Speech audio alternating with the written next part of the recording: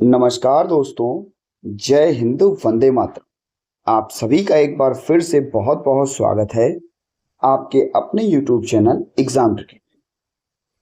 First year का very very important topic, ये जो आपको मैं 6 परिभाषाएं बताने जा रहा हूं, impairment, disability, handicap, habilitation, rehabilitation और एक्टिविटी लिमिटेशन, ये आपके फर्स्ट पेपर में यानी कि इंट्रोडक्शन टू डिसेबिलिटी में बहुत बार ट्रेंड करती हुई दिखी हैं।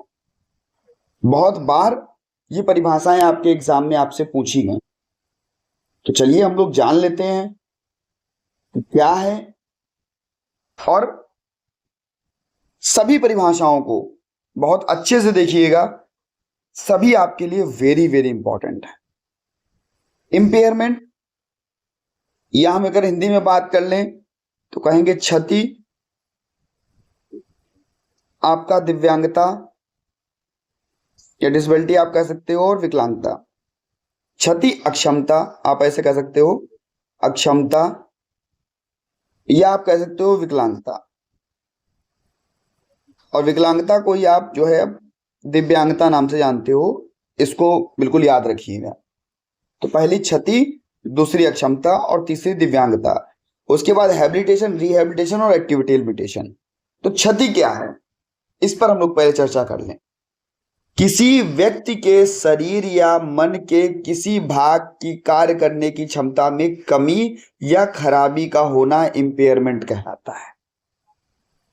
सिंपल सी बात है, अगर आप कहीं जा रहे हैं और जाते जाते आपका क्या हो गया, एक्सीडेंट हो गया।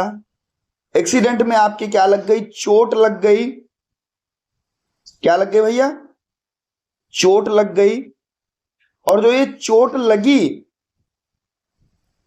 ये आपकी क्या होगी, शारीरिक स्तर पर होगी या आपके मानसिक स्तर पर हो सकती है। तो जो ये शारीरिक और मानसिक स्तर पर आपको चोट लगी है, जो आपके शरीर को जो है हानि पहुंचा दी है, उसी को हम लोग क्या कहते हैं, क्षति कहते हैं। उसी को हम लोग क्या कहते हैं, इंपेयरमेंट कहते हैं। ठीक है, परिभाषा देख लेते हैं। अभी हम लोग डिसेबिलिटी और हैंडीकैप को भी पढ़ेंगे। परिभाषा देख लेते हैं ICIDH के अनुसार, international classification of impairment, disability and handicaps. ये फुल फॉर्म जो है इसको भी तैयार कर लीजिएगा। किसी व्यक्ति के शारीरिक, मानसिक या शारीरिक संरचना अथवा कार्य में होने वाली किसी प्रकार की कमी, असामान्यता या हानि को क्या कहते हैं, इंपेयरमेंट कहते हैं। आप बहुत आराम से याद कर सकते हैं, किसी भी व्यक्ति के शरीर, मानसिक या शारीरिक संरचना अथवा कार्य में होने वाली किसी भी प्रकार की कमी, सामान्यता या हानि को ही हम लोग क्या कहते हैं, इंपेयरमेंट कहते हैं। असामान्यता या हानि को हम लोग क्या कहते हैं, इंपेयरमेंट कहते हैं। दूसरी डिसेबिलिटी, जिसको हम लोग अक्षमता भी कहते हैं। इसी को हम लोग क्या कहते हैं, अक्षमता कहते हैं। इंपेयरमेंट के कारण जब व्यक्ति दैनिक गतिविधियों को करने में की क्षमता पर प्रतिकूल प्रभाव पड़ता है, यानी कि भाई अब चोट लग गई, तो चोट लगने के बाद में आप अपने दैनिक गतिविधियों को सही से नहीं कर पाओगे, एक्टिविटी ऑफ डेली लिविंग को आप सही से नहीं कर पाओगे। तो जो वो क्षमता आपकी प्रभावित हो रही है, आप किसी भी काम को नहीं कर पा रहे हैं उस चोट लगने के कारण, तो उसी को हम लोग क्या कहते हैं, डिसेबिलिटी कहते हैं। ठीक है, अक्षमता कहते हैं। अब जान लेते हैं यहां पर ICIDH के अनुसार। तो कहेंगे इंपेयरमेंट के कारण किसी व्यक्ति की सामान्य गतिविधियों में को करने की क्षमता में कमी आ जाना, उसे हम क्या कहते हैं, डिसेबिलिटी कहते हैं। क्षति के कारण किसी भी व्यक्ति की गतिविधियों में कार्य करने की क्षमता में अगर कमी आती है, तो उसको हम लोग क्या कहते हैं, अक्षमता कहते हैं। उसी को क्या कहते हैं, अक्षमता कहते हैं। तीसरा आपका हैंडीकैप। तो हैंडीकैप क्या होता है, मैं इसको थोड़ा रब किए देता हूं। हैंडीकैप क्या होता है, कहेंगे डिसेबिलिटी के कारण जब व्यक्ति को समाज में अपने लिए समान अवसर प्राप्त करने में कठिनाई होती है। अब भाई अक्षमता हो गई, तब वो काम को नहीं कर पाएगा, समाज में नहीं जा पाएगा, समाज की मुख्य धारा में नहीं जुड़ पाएगा। सामाजिक रूप से भी हो सकता है, शैक्षणिक रूप से भी हो सकता है, व्यवसायिक जीवन में वो पिछड़ सकता है, तो उसे हम क्या कहेंगे? हैंडीकैप कहेंगे, जो आपको जीवन भर देखने को मिलता है। जीवन भर देखने को आपको ये चीजें मिलती हैं, तो उसको हम लोग क्या कहते हैं? उसको हम लोग हैंडीकैप बोलते हैं। ठीक है, परिभाषा की अगर बात कर लेते हैं तो कहेंगे इम्पेयरमेंट या डिसेबिलिटी के कारण व्यक्ति की सामाजिक, शैक्षणिक और व्यावसायिक दैनिक जीवन में अपनी भूमिका निभाने में होने वाली बाधा या नुकसान को हैंडीकैप कहा जाता है। ठीक, सबसे पहले इम्पेयरमेंट, जहां पर बच्चे को चोट लगने के कारण शरीर में क्षति हुई, क्षति के कारण बच्चे को अक्षमता हुई, जहां पर बच्चा कार्य करने में कठिनाई महसूस करेगा, और वो कठिनाई जब ज्यादा बढ़ जाएगी तो समाज में बाधा उत्पन्न करेगी, और उसी बाधा को हम लोग हैंडीकैप कहेंगे। समझ में आ गया हो इतना? तो वीडियो को तुरंत लाइक करके बताइए हाँ सर इतना समझ में आ गया। तो अगर समझ में आ गया तो हैबिलिटेशन और रिहैबिलिटेशन को भी पढ़ लेते हैं, वेरी वेरी इंपॉर्टेंट आपके ये दोनों भी हैं, और इसके बाद में एक्टिविटी लिमिटेशन को भी पढ़ लेंगे। ठीक है, तो बात करते हैं हैंडीकैप की, सॉरी हैबिलिटेशन की। हैंडीकैप तो पढ़ के आ रहे हैं, हैबिलिटेशन की बात करते हैं। देखिए, किसी भी व्यक्ति को नई क्षमता सिखाना और उसकी वर्तमान क्षमताओं को विकसित करना, किसी भी व्यक्ति को नई क्षमता सिखाना, नई क्षमता को सिखाना और जो उसकी वर्तमान की क्षमता है उसको विकसित करना, जो उसकी वर्तमान की क्षमता है उसको विकसित करना, इसका उद्देश्य है कि व्यक्ति को दैनिक जीवन के क्रियाकलापों में व्यक्ति को आत्मनिर्भर बनाया जाए। आप ऐसे कह सकते हैं हैबिलिटेशन को कि नई क्षमता विकसित करने पर ध्यान केंद्रित होना। अगर नई क्षमता को विकसित करने पर ध्यान केंद्रित किया जा रहा है तो वो आपका हैबिलिटेशन कहलाता है। ऐसी क्षमता जो बच्चे के पास कभी थी ही नहीं और उस क्षमता को अगर बेहतर किया जा रहा है तो वो हैबिलिटेशन कहलाता है। किसी दिव्यांग या विकलांग व्यक्ति को किसी वर्तमान क्षमताओं को विकसित करने, नई क्षमता सीखने या आत्मनिर्भर बनाने के लिए प्रशिक्षण और अवसर प्रदान करना, ये क्या कहलाता है? हैबिलिटेशन कहलाता है। तो रिहैबिलिटेशन क्या होगा? खोई हुई क्षमता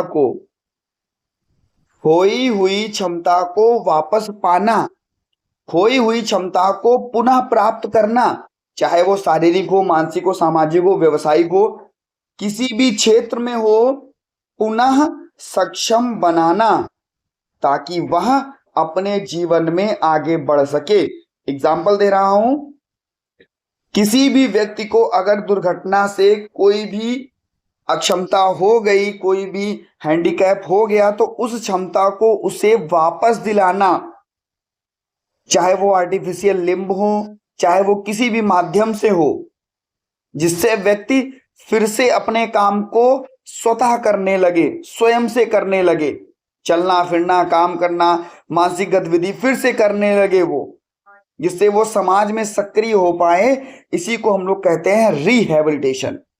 यानी कि विकलांग या अशक्त व्यक्ति को शारीरिक, मानसिक और सामाजिक या व्यवसायिक रूप से पुनः सक्षम बनाना, सामान्य जीवन में पुनः स्थापित करना, क्या कहलाता है? रिहैबिलिटेशन कहलाता है। समझ में आ गया हो तो तुरंत बताइए, चैनल को सब्सक्राइब करके और कमेंट सेक्शन में तुरंत बताइए, और सभी तक एक बार वीडियो को शेयर कर दीजिए। एक्टिविटी लिमिटेशन ICF के अनुसार, अब आप कहोगे सर ICF का फुल फॉर्म क्या होता है? ठीक है, आप मुझे कमेंट सेक्शन में बताइए जल्दी से फुल फॉर्म, ICF का फुल फॉर्म जल्दी से हमें बताइए। आप कहोगे सर ICF का फुल फॉर्म होता है, कहोगे सर इंटरनेशनल, ठीक है, इंटरनेशनल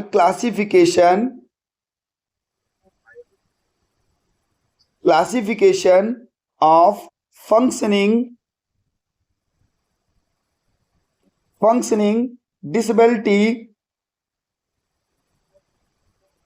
एंड हेल्थ। ठीक है, ये जो है WHO के द्वारा फ्रेम किया गया, वर्ल्ड हेल्थ ऑर्गेनाइजेशन के द्वारा इसको फ्रेम किया गया था। तो ICF के द्वारा परिभाषा दी गई जब किसी व्यक्ति को किसी कार्य को या गतिविधि को करने में कठिनाई, कमी या बाधा का सामना करना पड़ता है। भाई किसी भी व्यक्ति को अगर किसी भी काम को करना है, अगर उसको कठिनाई महसूस हो रही है, बाधा महसूस हो रही है, कमी महसूस हो रही है, तो वो उसकी जो एक्टिविटी थी वो तो लिमिटेड हो गई ना, ज्यादा काम को नहीं कर पा रहा है। तो इसी को हम लोग क्या कहेंगे? एक्टिविटी लिमिटेशन कहेंगे। क्या कहेंगे? एक्टिविटी लिमिटेशन कहेंगे। व्यक्ति अपनी दैनिक गतिविधियां, चलना, बोलना, सीखना, सुनना, पढ़ना एवं स्वयं की देखभाल करना सामान्य रूप से नहीं कर पाता, तो उसे भैया एक्टिविटी लिमिटेशन कहते हैं। जैसे आप देख सकते हैं उदाहरण के साथ में, दृष्टिबाधित व्यक्ति को पढ़ने में कठिनाई होना, एक्टिविटी लिमिटेशन। भाई नहीं पढ़ पा रहा है तो एक्टिविटी नहीं कर पा रहा है, नहीं जो है देख के पढ़ पा रहा है।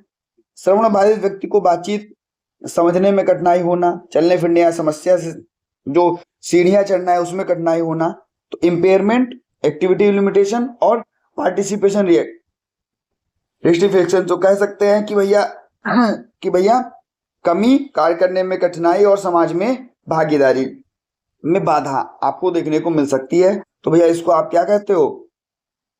भैया एक्टिविटी लिमिटेशन कहते हो, गतिविधि सीमा कहते हो। और ये 6 परिभाषाएं आपको मैंने बताई और आपको इनमें से जरूर आपके एग्जाम में देखने को मिलेगा। सभी मित्रों तक वीडियो को जरूर शेयर कर दीजिएगा। मिलता हूं भैया नेक्स्ट वीडियो में कुछ नई जानकारी के साथ में, तब तक बने रहिएगा। और आप सभी को पता है कि 25 जून से आपके एग्जाम हैं। धन्यवाद दोस्तों।